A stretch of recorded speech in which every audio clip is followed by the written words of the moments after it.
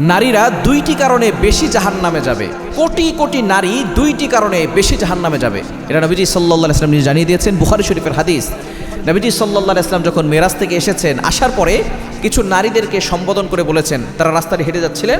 এমন সময় নবীজি সাল্লাল্লাহু আলাইহি ওয়াসাল্লাম বললেন, ইয়া মাশারান নিসা, হে নারী সম্প্রদায়, তাসাদ্দাকনা, তোমরা বেশি বেশি করে সাদাকা করো, বেশি বেশি করে ডোনেশন করো, দান করো।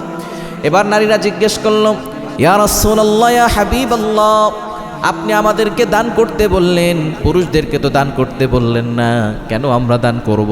নবীজি সাল্লাল্লাহু আলাইহি সাল্লাম বললেন, ও নারী সম্প্রদায়, আমি যখন মেরাজে গিয়েছি, জান্নাত দেখেছি, জাহান্নাম দেখেছি।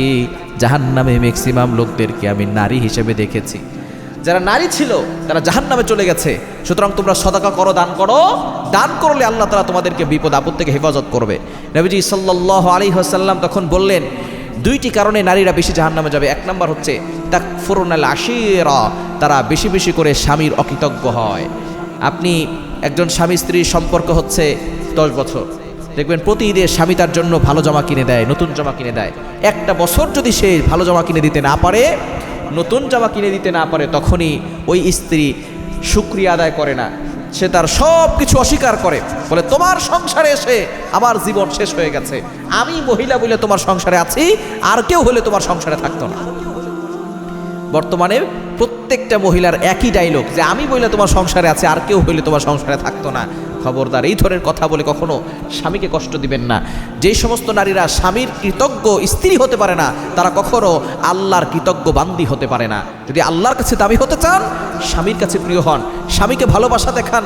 নবীজি সাল্লাল্লাহু আলাইহি ওয়াসাল্লাম জানিয়ে দিয়েছেন, যদি কোনো নারী ইন্তেকাল করে আর তার স্বামী যদি বলে আমার স্ত্রী ভালো ছিল, আল্লাহ পাক রব্বুল আলামিন ওই স্ত্রীর জন্য জান্নাতের 8টি দরজাই খুলে দিবেন।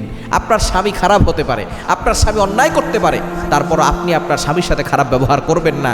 আপনি যদি ধৈর্য ধারণ করেন, দেখবেন আল্লাহ তাআলা আপনার সম্মান বাড়াবেন, গুনাহ মাফ করবেন, মর্যাদা বৃদ্ধি করবেন, এবং আল্লাহ তাআলা আপনাকে জান্নাতের ব্যবস্থা করবেন।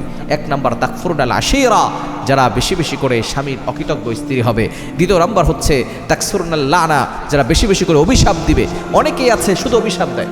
মা, যেই মা 10 মাস 10 দিন পেটে ধারণ করেছে, সেই মাও সন্তানকে অভিশাপ দেয়, সন্তানকে বদদোয়া করে যে তুই সব ধ্বংস হয়ে যা, শেষ হয়ে যা, তুই মরলে আমি দুধ দিয়ে গোসল করে উঠবো।